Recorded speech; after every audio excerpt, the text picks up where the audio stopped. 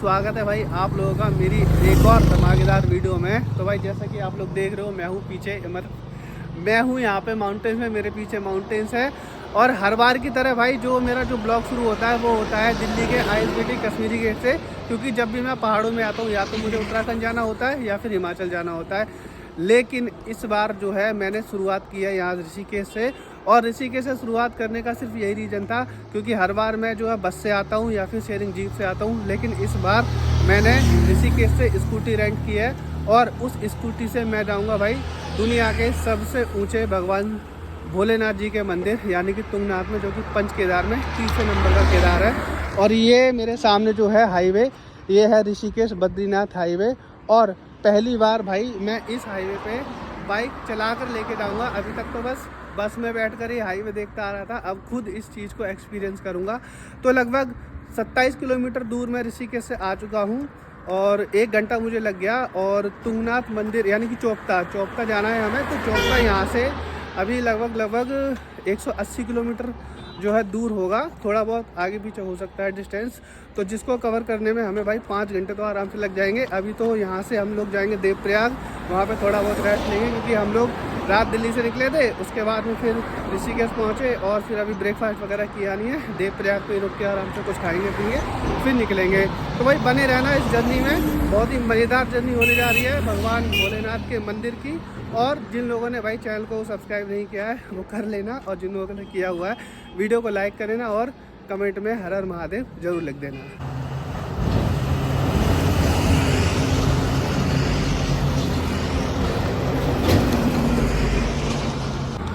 तो ये थी दोस्तों वो स्कूटी जो मैंने ऋषिकेश से रेंट की है। ये है भाई एंटॉर्क 125 और अभी तक चलाने में बहुत ही अच्छा एक्सपीरियंस है। इसका टॉर्क काफ़ी अच्छा है पहाड़ों के लिए, मेरे ख्याल से ये सही स्कूटी है। प्राइस की अगर मैं बात करूँ ना तो देखो सीज़न के हिसाब से घटता बढ़ता रहता है, कभी 800 हो जाता है, कभी 900, और जब सीज़न पीक सीज़न होता है तो 1000 1200 भी पहुँच जाता है। तो अभी के लिए जो स्कूटी को मतलब जो हमने पैसे दिए हैं ना वो 800 रुपये पर डे के हिसाब से इसका जो है रेंट दिया है। और जो डिपॉजिट वगैरह होता है ना, जो सिक्योरिटी अमाउंट ले लेते हैं वो 1000 रुपये जब आप इसे वापस करोगे तो वो आपको वो जो सिक्योरिटी अमाउंट है वो वापस कर देंगे।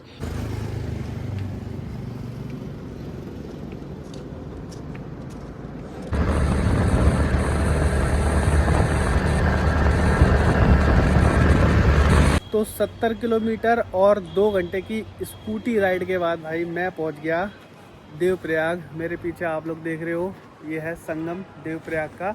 और अगर आप जो है ऋषिकेश से बद्रीनाथ की तरफ आ रहे हो तो ये पहला संगम है, और अगर बद्रीनाथ से ऋषिकेश की तरफ आ रहे हो तो ये 5वें नंबर का प्रयाग है। तो ये है पहले देवप्रयाग, फिर उसके बाद आएगा रुद्रप्रयाग, फिर आएगा कर्णप्रयाग, नंदप्रयाग और विष्णुप्रयाग। इस तरह से अगर आप बद्रीनाथ जाते हो ऋषिकेश से तो 5 प्रयाग आपको देखने को मिलेंगे। हालांकि हम लोग जो है वो रुद्रप्रयाग तक जाएंगे क्योंकि केदारनाथ और चोपता वाला रूट जो है वो रुद्रप्रयाग से अलग हो जाता है अगस्त मुनि होते हुए, और जो बद्रीनाथ वाला है उस पर आपको 5 प्रयाग देखने को मिलेंगे। तो मेरे सामने है भाई उत्तराखंड के 5 प्रयाग में से पहले नंबर का प्रयाग यानी कि देवप्रयाग। सामने आप जो देख रहे हो मेरे राइट साइड से वो आ रही है भाई सतोपंथ ग्लेशियर से अलकनंदा, और लेफ़्ट साइड से जो तेज़ फ्लो में आ रही है वो है भाई भागीरथी। और ये दोनों जब यहाँ आकर मिलती हैं तब बनती है भाई माँ गंगा नदी, और ये इस तरह से नीचे जो है ऋषिकेश में चली जाएगी। ये देखो भाई सामने है देवप्रयाग का नज़ारा। और अब तक मैं एक चीज़ बता देता हूँ, मैं उत्तराखंड न जाने कितनी बार आ गया, लेकिन अभी तक इस संगम में स्नान करने का मुझे मौका नहीं मिला। और फाइनली भाई आज वो दिन आ गया जब मैं यहाँ पे अलकनंदा और भागीरथी के कॉन्फ्लुएंस पे डुबकी लगाऊंगा। तो चलिए अब स्नान करते हैं, फिर उसके बाद में निकलते हैं आगे के लिए। तो जो सामने नदी है ना अलकनंदा, जो राइट साइड से फ्लो होकर आ रही है, साल में 4 बार इस नदी का जो है वो रंग बदलता है। अभी नवंबर का पहला दिन है तो आपको जो पानी जो है वो बिल्कुल साफ़ ग्रीन कलर में मिल जाएगा, और जब मानसून होगा तब भाई थोड़ा सा वैसा कलर हो जाता है मिट्टी जैसा, क्योंकि ऊपर से मिट्टी बहते हुए आती है। और जब गर्मियाँ होती हैं तो इसका कलर कुछ और होता है। तो जो लेफ़्ट साइड में नदी है भागीरथी उसका फ़्लो काफ़ी ज़्यादा तेज़ होता है, लेकिन जो अलकनंदा है वो बिल्कुल आराम से शांत बहते हुए आती है, चढ़ रही है।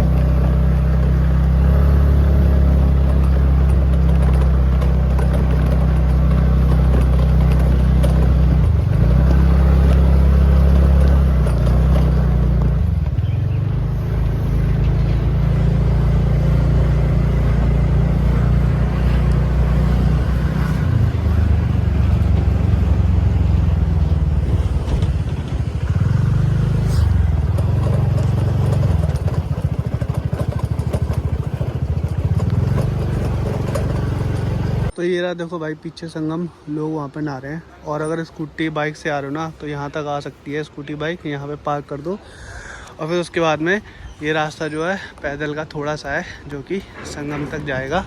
और इसी के साथ भाई मैं अपनी ज़िंदगी में पहली बार उत्तराखंड के पहले प्रयाग यानी कि देव प्रयाग में डुबकी लगाने जा रहा हूँ।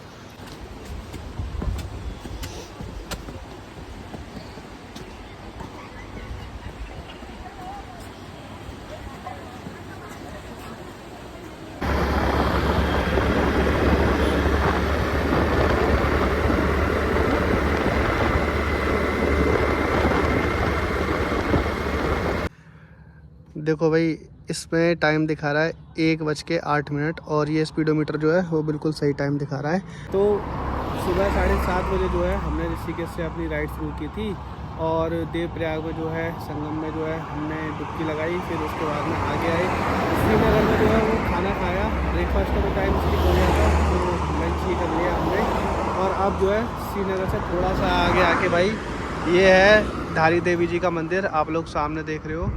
अब हम यहाँ पहुँच चुके हैं और अभी भी यहाँ से जो है रुद्रप्रयाग वो लगभग 17 किलोमीटर दूर है। और धारी देवी जैसे तो सबको पता है भाई, प्रोटेक्टर ऑफ 4 धाम के नाम से इनको जाना जाता है। अब तो काफ़ी फेमस मंदिर है ये। और देखो सामने अलकनंदा नदी के बिल्कुल बीचों बीच बना हुआ है।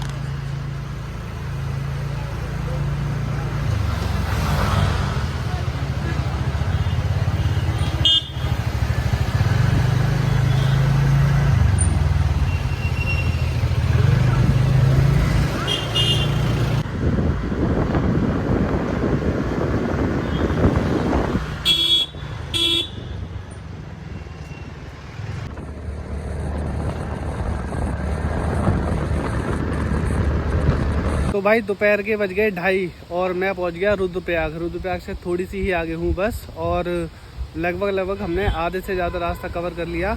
और अभी भी चौपता यहाँ से पूरे 60 किलोमीटर दूर है। 2 घंटे का टाइम लगेगा। 2 तो वैसे GPS दिखा रहा है लेकिन मुझे पता है 2 से ज़्यादा ही लग जाएगा। 3-3.5 घंटे में हम लोग चौपता पहुँचेंगे। वैसे तो आगे रास्ते में अभी ऊखीमठ भी आएगा, वहाँ पे भी अभी थोड़ा बहुत ब्रेक लेना है क्योंकि मेरी जो बैक है ना भाई वो अब दर्द करने स्टार्ट कर गई है। और मुझे नींद भी आ रही है क्योंकि कल रात से बिल्कुल भी सोया नहीं था।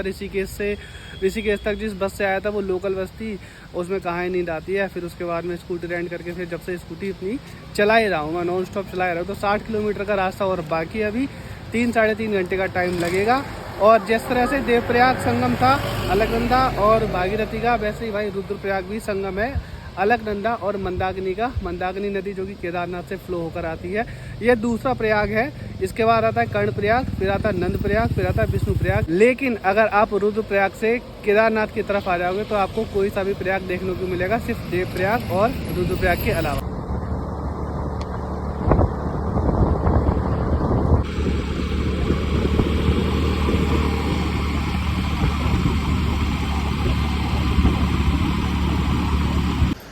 भाई ये चाय ही है जो ऋषिकेश से यहाँ तक जो है हमें ले आई है एनर्जी के साथ में।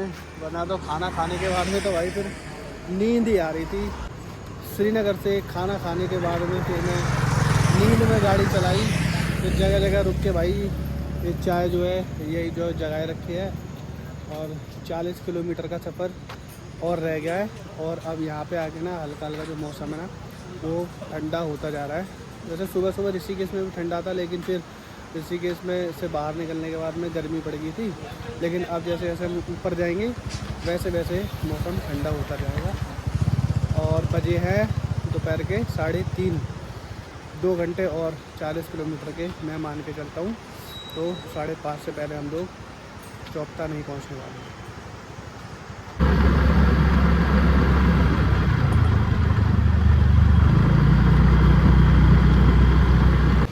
लो भाई मैं पहुंच गया। ये कुंड नाम की जगह है और अब यहाँ से जो है 2 रास्ते जाएंगे, एक जाएगा ऊखीमठ होते हुए चौपटा जो कि बिल्कुल सीधे है, और ये जो आप सामने पुल देख रहे हो, अगर इससे लेफ्ट होके जाएंगे तो ये चला जाएगा भाई गुप्तकाशी और केदारनाथ की तरफ। और ये जगह भाई मेरे लिए बहुत खास है, क्योंकि 2017 में जब मैं पहली बार आया था ऋषिकेश से ऊपर उत्तराखंड में, यानी केदारनाथ यात्रा पे था 2017 में, तो ऋषिकेश से जो मुझे बस मिली थी उस बस ने मुझे यहीं इसी जगह पे ड्रॉप किया था, और यहाँ पे करीब 1 से 1.5 घंटा मैंने स्पेंड किया था। नीचे वो आप जो देख रहे हो वहाँ पे मैंने फ़ोटो खिंचाए थे, और यहाँ पे पहले एक दुकान हुआ करती थी, अब तो शायद है नहीं है, वहाँ पे मैंने चाय वगैरह पी थी। और फिर यहाँ से पीछे जो आप देख रहे हो ना वो शेयरिंग जीप, वही उन्हीं जीप को लेके मैं फिर आगे ऊपर केदारनाथ की तरफ गया था, मतलब गौरीकुंड गया था।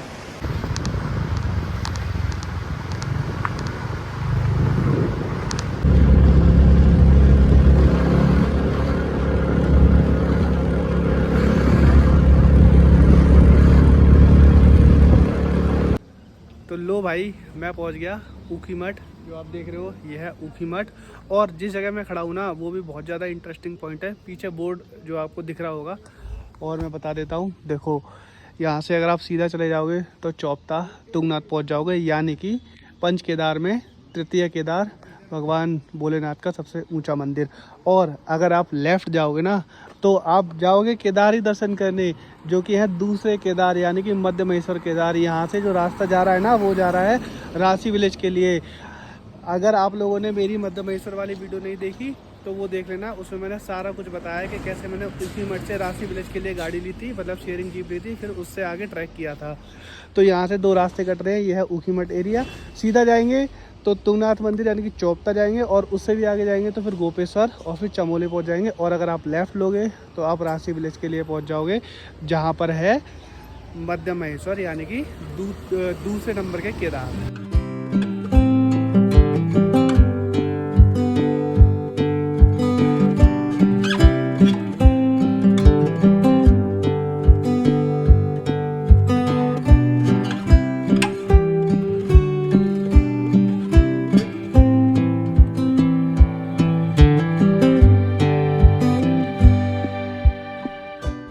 ऊखीमठ के बाद भाई रास्ता जो है ना वो बहुत ख़राब है, देख लो वो सामने गाड़ी है ना, वो बहुत कोशिश कर रही है, लेकिन वो ये वाला स्ट्रेच है ना, ये वाला पार नहीं कर पा रही है।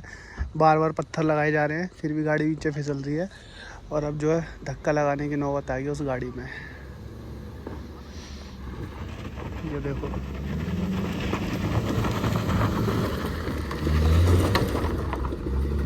अब तो चढ़ गई इस बार।